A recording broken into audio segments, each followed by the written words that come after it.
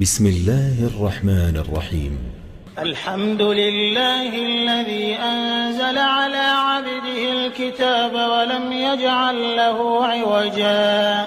قيما لينذر بأسا شديدا من لدنه ويبشر المؤمنين الذين يعملون الصالحات أن لهم أجرا حسنا ماكثين فيه أبدا وينذر الذين قالوا اتخذ الله ولدا ما لهم به من علم ولا لآبائهم كبرت كلمة تخرج من أفواههم إن يقولون إلا كذبا فلعلك باخع نفسك على آثارهم إن لم يؤمنوا بهذا الحديث أسفا إنا جعلنا ما على الأرض زينة لها لنبلوهم أيهم أحسن عملا وإنا لجاعلون ما عليها صعيدا جرزا أم حسبت أن أصحاب الكهف والرقيم كانوا من آياتنا عجبا إذ أوى الفتية إلى الكهف فقالوا ربنا آتنا من لدنك رحمة وهيئ لنا من أمرنا رشدا فضربنا على آذانهم في الكهف سنين عددا ثم بعثناهم لنعلم أي الحزبين أحصى لما لبثوا أمدا نحن نقص عليك نبأهم بالحق إنهم فتية آمنوا بربهم وزدناهم هدى وربطنا على قلوبهم إذ قاموا فقالوا ربنا رب السماوات والأرض لن ندعو من دونه إلها لقد قلنا إذا شططا هؤلاء قومنا اتخذوا من دونه آلهة لولا يأتون عليهم بسلطان بين فمن أظلم ممن افترى على الله كذبا وإذ اعتزلتموهم وما يعبدون إلا الله فأووا إلى الكهف ينشر لكم ربكم من رحمته ويهيئ لكم من أمركم مرفقا وترى الشمس إذا طلعت تزاور عن كهفهم ذات اليمين وإذا غربت تقرضهم ذات الشمال وهم في فجوة منه ذلك من آيات الله من يهد الله فهو المهتد ومن يضلل فلن تجد له وليا مرشدا وتحسبهم أيقاظا وهم رقود ونقلبهم ذات اليمين وذات الشمال وكلبهم باسط ذراعيه بالوصيد لو اطلعت عليهم لوليت منهم فرارا ولملئت منهم رعبا وكذلك بعثناهم ليتساءلوا بينهم قال قائل منهم كم لبثتم قالوا لبثنا يوما أو بعض يوم قالوا ربكم أعلم بما لبثتم فابعثوا أحدكم بورقكم هذه إلى المدينة فلينظر أيها أزكى طعاما فليأتكم برزق منه وليتلطف ولا يشعرن بكم أحدا إنهم إن يظهروا عليكم يرجموكم أو يعيدوكم في ملتهم ولن تفلحوا إذا أبدا وكذلك أعثرنا عليهم ليعلموا أن وعد الله حق وأن الساعة لا ريب فيها إذ يتنازعون بينهم أمرهم فقالوا ابنوا عليهم بنيانا ربهم أعلم بهم قال الذين غلبوا على أمرهم أمرهم لنتخذن عليهم مسجدا سيقولون 3 رابعهم كلبهم ويقولون 5 سادسهم كلبهم رجما بالغيب ويقولون 7 وثامنهم كلبهم قل ربي أعلم بعدتهم ما يعلمهم إلا قليل فلا تمار فيهم إلا مراء ظاهرا ولا تستفت فيهم منهم أحدا ولا تقولن لشيء إني فاعل ذلك غدا إلا أن يشاء الله واذكر ربك إذا نسيت وقل عسى أن يهديني ربي لأقرب من هذا رشدا ولبثوا في كهفهم 300 سنين وازدادوا 9 قل الله أعلم بما لبثوا له غيب السماوات والأرض أبصر به وأسمع ما لهم من دونه من ولي ولا يشرك في حكمه أحدا واتل ما أوحي إليك من كتاب ربك لا مبدل لكلماته ولن تجد من دونه ملتحدا واصبر نفسك مع الذين يدعون ربهم بالغداة والعشي يريدون وجهه ولا تعد عيناك عنهم تريد زينة الحياة الدنيا ولا تطع من أغفلنا قلبه عن ذكرنا واتبع هواه وكان أمره فرطا وقل الحق من ربكم فمن شاء فليؤمن ومن شاء فليكفر إنا أعتدنا للظالمين نارا أحاط بهم سرادقها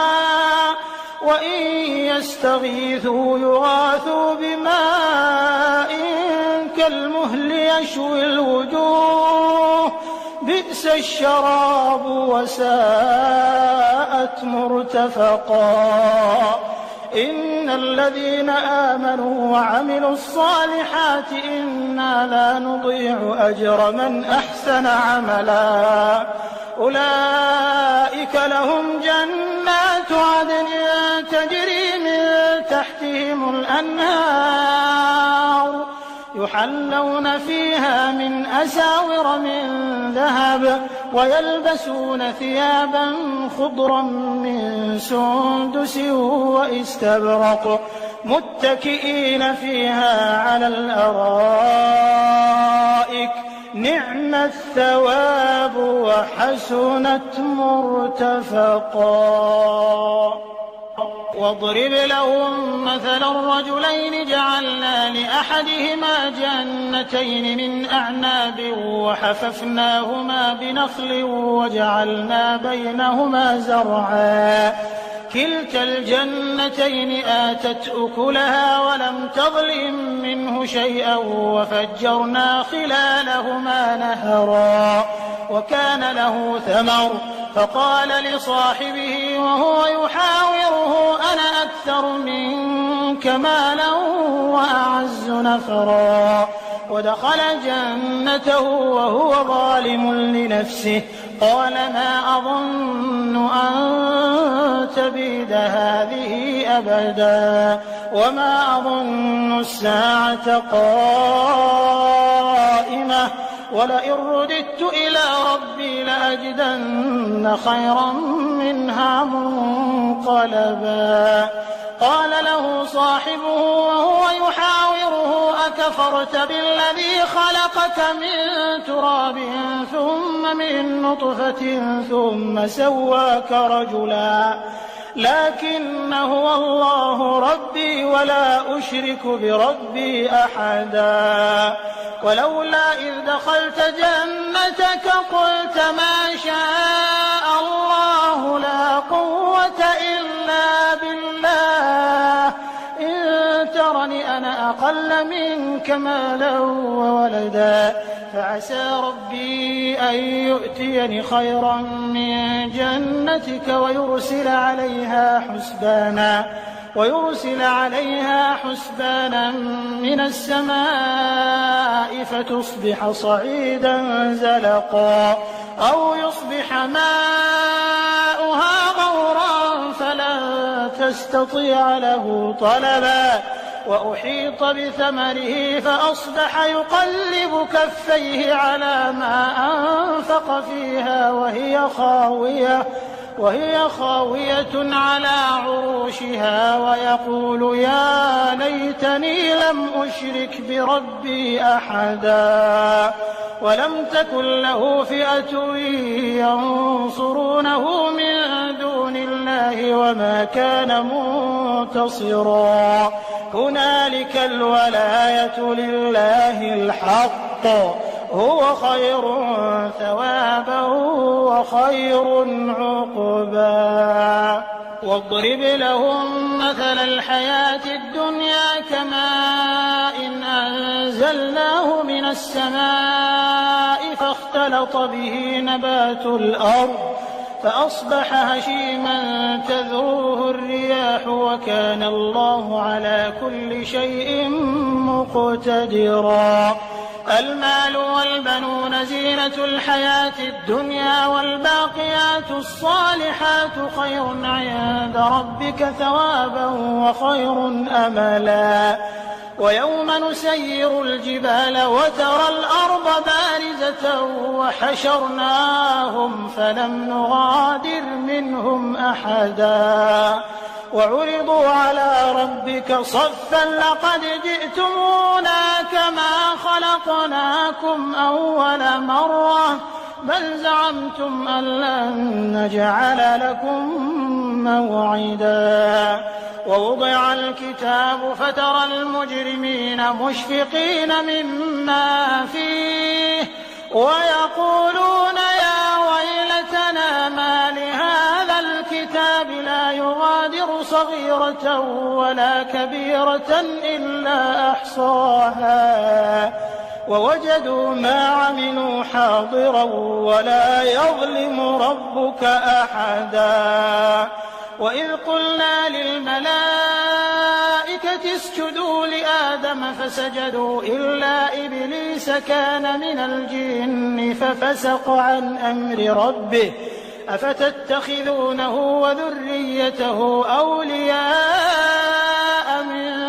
دوني وهم لكم عدو بئس للظالمين بدلا ما أشهدتهم خلق السماوات والأرض ولا خلق أنفسهم وما كنت متخذ المضلين عضدا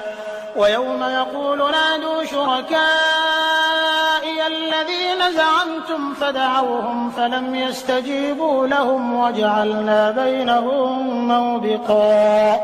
ورأى المجرمون النار فظنوا أنهم مواقعوها ولم يجدوا عنها مصرفا ولقد صرفنا في هذا القرآن للناس من كل مثل وكان الإنسان أكثر شيء جدلا وما منع الناس أن يؤمنوا إذ جاءهم الهدى ويستغفروا ربهم إلا أن تأتيهم سنة الأولين أو يأتيهم العذاب قبلا وما نرسل المرسلين إلا مبشرين ومنذرين ويجادل الذين كفروا بالباطل ليدحضوا به الحق واتخذوا آياتي وما أنذروا هزوا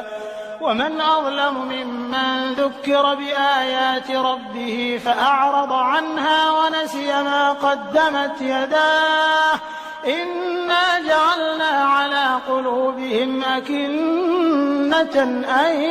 يفقهوه وفي آذانهم وقرا وإن تدعهم إلى الهدى فلن يهتدوا إذا أبدا وربك الغفور ذو الرحمة وربك الغفور ذو الرحمة لو يؤاخذهم بما كسبوا لعجل لهم العذاب بل لهم موعد لن يجدوا من دونه موئلا وتلك القرى أهلكناهم لما ظلموا وجعلنا لمهلكهم موعدا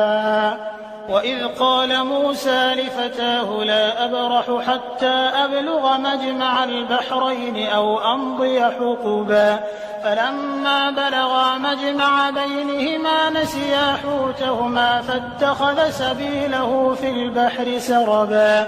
فلما جاوزا قال لفتاه آتنا غداءنا لقد لقينا من سفرنا هذا نصبا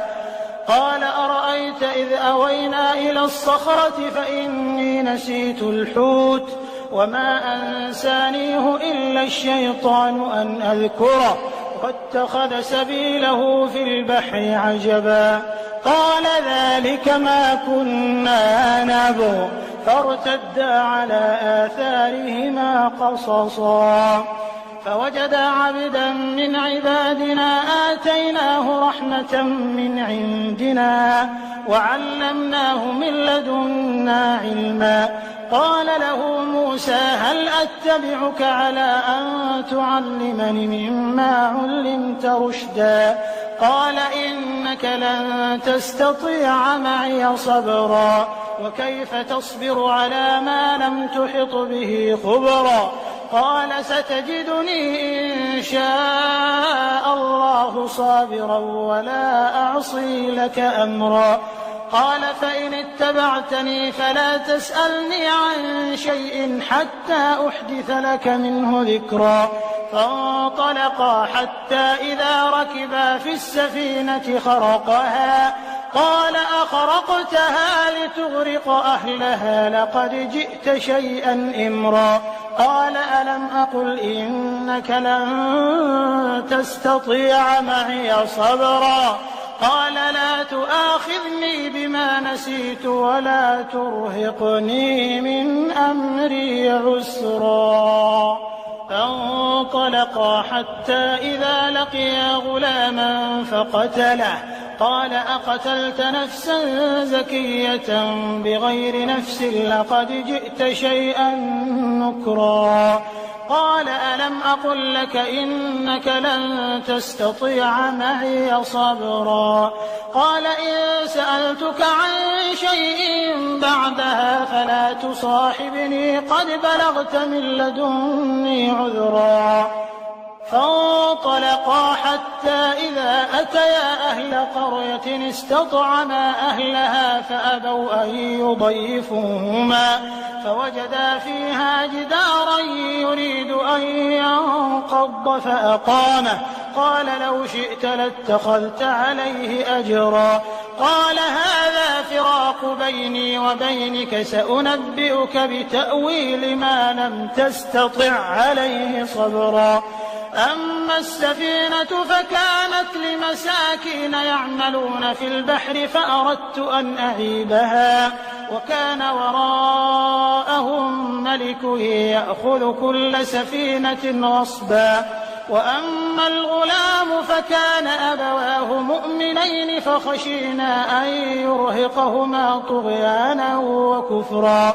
فأردنا أن يبدلهما ربهما خيرا منه زكاة وأقرب رحما وأما الجدار فكان لغلامين يتيمين في المدينة وكان تحته كنز لهما وكان أبوهما صالحا فأراد ربك أن يبلغا أشدهما ويستخرجا كنزهما رحمة من ربك وما فعلته عن أمري ذلك تأويل ما لم تسطع عليه صبرا ويسألونك عن ذي القرنين قل سأتلو عليكم منه ذكرا إنا مكنا له في الأرض وآتيناه من كل شيء سببا فأتبع سببا حتى إذا بلغ مغرب الشمس وجدها تغرب في عين حمئة ووجد عندها قوما قلنا يا ذا القرنين إما أن تعذب وإما أن تتخذ فيهم حسنا قال أما من ظلم فسوف نعذبه ثم يرد إلى ربه فيعذبه عذابا نكرا وأما من آمن وعمل صالحا فله جزاء الحسنى وسنقول له من أمرنا يسرا ثم أتبع سببا حتى إذا بلغ مطلع الشمس وجدها تطلع على قوم لم نجعل لهم من دونها سترا كذلك وقد أحطنا بما لديه خبرا ثم أتبع سببا حتى إذا بلغ بين السدين وجد من دونهما قوما لا يكادون يفقهون قولا قالوا يا ذا القرنين إن يأجوج ومأجوج مفسدون في الأرض فهل نجعل لك خرجا على أن تجعل بيننا وبينهم سدا قال ما مكني فيه ربي خير فأعينوني بقوة أجعل بينكم وبينهم ردما آتوني زبر الحديد حتى إذا ساوى بين الصدفين قال انفخوا حتى إذا جعله نارا قال آتوني أفرغ عليه قطرا فما استطاعوا أن يظهروه وما استطاعوا له نقبا قال هذا رحمة من ربي فإذا جاء وعد ربي جعله دكا وكان وعد ربي حقا وتركنا بعضهم يومئذ يموج في بعض ونفخ في الصور فجمعناهم جمعا وعرضنا جهنم يومئذ للكافرين عرضا الذين كانت أعينهم في غطاء عن ذكري وكانوا لا يستطيعون سمعا أفحسب الذين كفروا أن يتخذوا عبادي من دوني أولياء إنا أعتدنا جهنم للكافرين نزلا قل هل ننبئكم بالأخسرين أعمالا الذين ضل سعيهم في الحياة الدنيا وهم يحسبون أنهم يحسنون صنعا أولئك الذين كفروا بآيات ربهم ولقائه فحبطت أعمالهم فلا نقيم لهم يوم القيامة وزنا ذلك جزاؤهم جهنم بما كفروا واتخذوا آياتي ورسلي هزوا إن الذين آمنوا وعملوا الصالحات كانت لهم جنات الفردوس نزلا خالدين فيها لا يبغون عنها حولا قل لو كان البحر مدادا لكلمات ربي لنفد البحر قبل أن تنفد كلمات ربي ولو جئنا بمثله مددا قل إنما أنا بشر مثلكم يوحى إلي أنما إلهكم إله واحد فمن كان يرجو لقاء ربه فليعمل عملا صالحا فليعمل عملا صالحا ولا يشرك بعبادة ربه أحدا.